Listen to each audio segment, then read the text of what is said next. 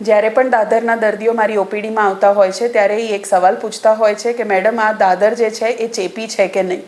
તો દાદર એક એક્સ્ટ્રીમલી ચેપી રોગ છે. એ એક જગ્યાએથી બીજી જગ્યાએ અને એક માણસથી બીજા માણસને ઇઝીલી ફેલાઈ શકે છે.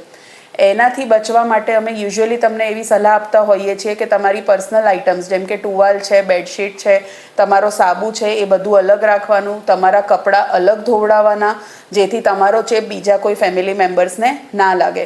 અને જો કોઈ બીજા ફેમિલી મેમ્બર્સને પણ દાદર હોય તો એની એ દવા તમારે અચૂક કરાવવાની રહેશે, નહીં તો તમે એકબીજાને ટ્રાન્સફર કરતા રહેશો. જ્યારે પણ તમે બહારગામ જાઓ છો ત્યારે ત્યાંના ટોવેલ નહીં વાપરવાના, તમારા પોતાના ટોવેલ કેરી કરવાના, જેથી તમારે સફાઈ રહી શકે. પછી બજારથી જ્યારે પણ તમે નવા કપડાં લાવો છો કે અંડરગાર્મેન્ટ્સ લાવશો ત્યારે એને ધોયા વગર પહેરવાના નહીં. તમારા પોતાના કપડાં 1 કલાક માટે પણ જો તમે પહેર્યા હોય તો એને ધોવા નાખી દેવાના અને હંમેશા ધોવાયેલા ફ્રેશ કપડાં પહેરવાના.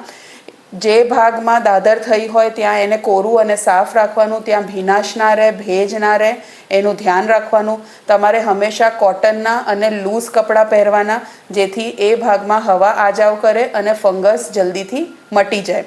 ફંગસ મટ્યા પછી પણ તમારે જે એન્ટી ફંગલ ક્રીમ તમારા ડર્મેટોલોજિસ્ટે તમને લખીને આપી છે એ 2 અઠવાડિયા સુધી ચાલુ રાખવી જોઈએ. આ બધું કર્યા પછી તમારી દાદર જે છે એ કંટ્રોલમાં રહેશે અને આ બધી વસ્તુઓ આગળ પણ તમે જો ફોલો કરશો તો દાદર જે તમને ફરીને ફરી થાય છે એ નહીં થાય. Thank you.